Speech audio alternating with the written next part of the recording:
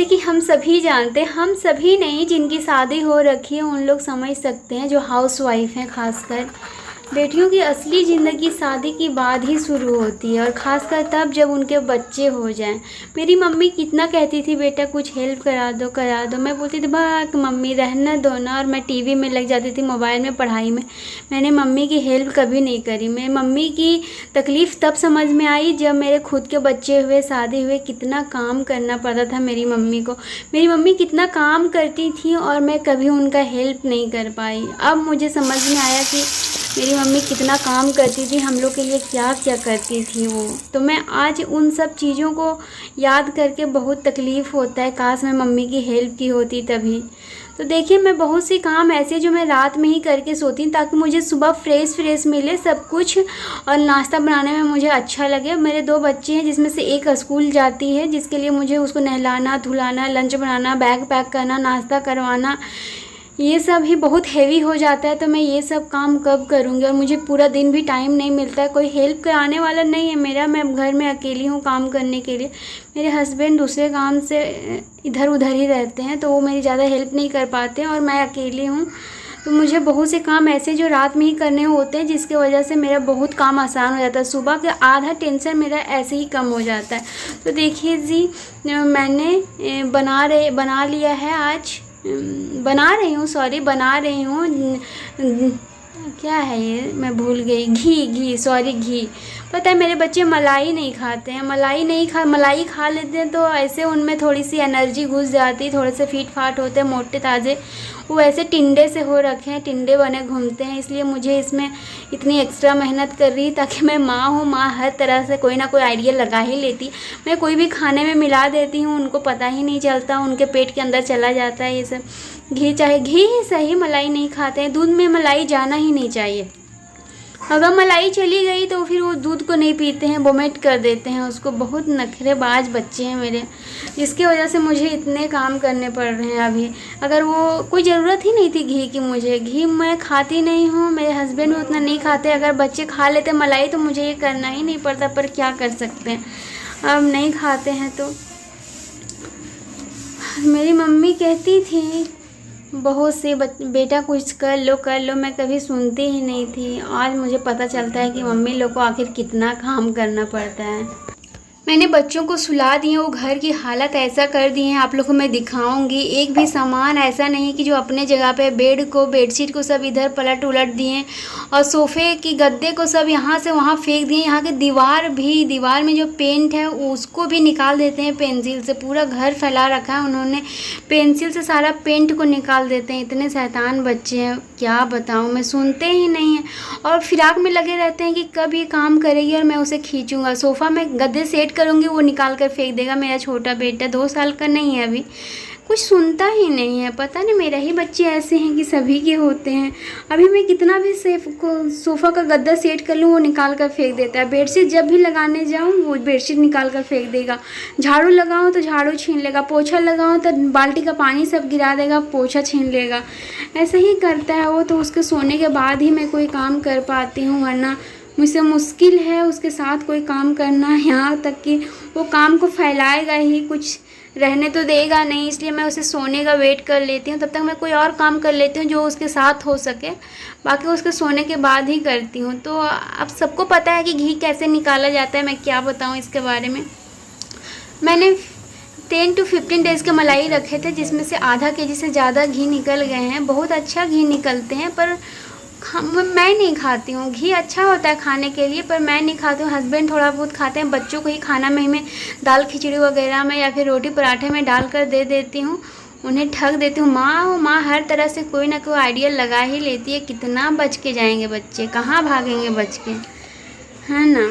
किसी न किसी तरह से मैं उन्हें खिला ही देती हूँ। देखिए कितने सारे घी निकल गया। पहले से थोड़ा सा घी था, लगभग 20 ग्राम के लगभग पहले से घी था, बाकी ये इतना निकल गया। आधा केजी से ज़्यादा ये घी, बहुत वज़न। ये कंटेनर मेरा 1.5 केजी का, उसमें से इतना ज़्यादा लग रहा है ये। बहुत दिन चल जाता है। मलाई भी इतना निकलती है ना कि क्या बताऊँ। वो वहाँ जाकर लेते हैं दूध को, तो वो अच्छी रहती है। देखिए हमने सुबह में फ़िश बनाई थी, जिससे ज़्यादा हम लोग नहीं खा पाए थे। आधा मैंने छोड़ दिया था फ्रीज़र में फ्रीज़ करके। तो मैं सोचूं कि रात में ही इसे फ्राई करके डीप फ्राई करके रख दूँ और सुबह इसे ग्रेवी लगा दूँ जल्दी से। मेरा आधा काम ऐसे ही ख़त्म हो जाएगा। सुबह मैं जल्दी से मसाला बनाऊँगी। मसाला के लिए भी तैयारी मैं अभी से ही कर लेती हूँ, जो हो पाता है, जो कि कल ख़राब ना हो। जैसे कि लहसुन छीलना, प्याज काटना, प्याज छीलना वगैरह मैं अभी ही कर लेती हूँ, ताकि सुबह मैं बस मिक्सी में उसे डाल कर पीस दूँ और उसे ग्रेवी बना, मसाला को भून कर इसे बस फिश को उसमें डाल दूँ। ज़्यादा मेहनत की काम नहीं है। बाकी मैं दूसरे काम में लग जाती हूँ। मुझे गार्डनिंग का भी बहुत शौक़ है। मैंने बागान बना रखे हैं, उसमें भी मुझे बहुत काम करने होते हैं। घास वास निकालना, उसे पानी देना, खाद देना, बहुत सारे काम होते हैं उसमें भी। इसलिए मैं इन सब चीज़ों में ही बस नहीं लगी रहती हूँ ना दिन भर खाने में। और मेरी बेटी भी है, जिसको पढ़ाना लिखाना, नहलाना धुलाना, ट्यूशन के लिए भेजना, और खेलने जाती है उसके पीछे पीछे जाना पड़ता है। दोनों को पार्क ले जाना, बहुत ही काम होता है भाई। इसलिए मैं आधा काम रात को ही कर लेती हूँ, ताकि सुबह का आधा टेंशन ख़त्म हो जाता है कि नहीं। बहुत से लोग अपने अपने घर में करते होंगे, पर मैं भी करती हूँ। सबका अपना अपना लाइफ है, अपना अपना जानते हैं, पर मैं आप लोग के अपनी वाली शेयर कर रही हूँ। अच्छी लगे तब ज़रूर एक लाइक कीजिएगा, कमेंट भी कीजिएगा अगर आप लोगों को अच्छी लगेगी तो। देखिए ये डीप फ्राई हो गए हैं। अब मैं इसे थोड़ा सा और फ्राई करूँगी, ताकि ये ग्रेवी में जाए तो घुले ना। ग्रेवी में थोड़ा हाथ डालती हूँ ना, तो थोड़ा देर तक सॉगी नहीं होता, मतलब सॉफ्ट नहीं होता है देर तक। इसलिए मैं थोड़ा इसे हार्ड ही फ्राई करती हूँ, ताकि ये फ्रीज़र में लॉक कर दूँ, इसे फ्रीज़ कर दूँ, तब भी ये सॉफ्ट ना हो। देखिए इतने सारे बर्तन हो गए हैं। खाने पीने के बाद भी मैंने ये सब काम नहीं किया था। तो मैं सबसे पहले चाय छन्नी को चाय पत्ती को साइड कर दूँगी। यहाँ जाम हो जाता है तो चाय छन्नी को धोकर मैं साइड कर दूँगी। मम्मी बोलती है कि जूठे बर्तन में चाय छन्नी नहीं डालनी चाहिए, तो मैं इसे साइड कर देती हूँ। और वो दूध नापने वाला भी साइड कर दिया है मैंने। बाकी मैं अपने जल्दी जल्दी फास्ट में सारे काम कर लेती हूँ। बर्तन वगैरह तो हर कोई रात में ही धो रखते हैं, ताकि किचन गंदा ना, कॉकरोच वगैरह ना आए, स्मेल ना आए जूठे बर्तन का। इसलिए रात को ही लगभग सभी लोग रात को ही बर्तन साफ़ कर देते हैं रात का। तो मैं भी कर देती हूँ। मेरी मम्मी किया करती थी ये सब, उन्हीं से सीखा। कभी हेल्प तो की नहीं, पर सीखा बहुत कुछ। ये वो करती थी। यहाँ आप लोग देख रहे होंगे 2 विम की डब्बा रखा हुआ है, तो एक में मैं विम रखती हूँ और एक में उसके स्कॉच बार ये सब रखती हूँ, ताकि वो गंदा ना हो, पानी ना भर जाए। वैसे बहुत स्मेल आने लगती है अगर उसमें पानी भर जाए या फिर कोई जूठा वूठा रह जाए तो बहुत गंदा स्मेल आता है। इसलिए मैं 2 डब्बे रखती हूँ, एक में विम रखती हूँ और एक में उसका घिसने वाला क्या बोलते हैं उसका स्कॉच रखती हूँ, ताकि अलग अलग रहें तो अच्छा ड्राई हो जाता है विम, तो उसमें फंगस नहीं लगता है, स्मेल भी नहीं करता है। इसलिए मैं अलग अलग रखी हूँ। इतना स्पीड मैंने वीडियो कर दिया, ऐसा लग रहा है कि मैं कितना स्पीड में काम कर रही हूँ ना, लेकिन इतना स्पीड नहीं हो पाता। इतना स्पीड कैसे बर्तन धुलेगा।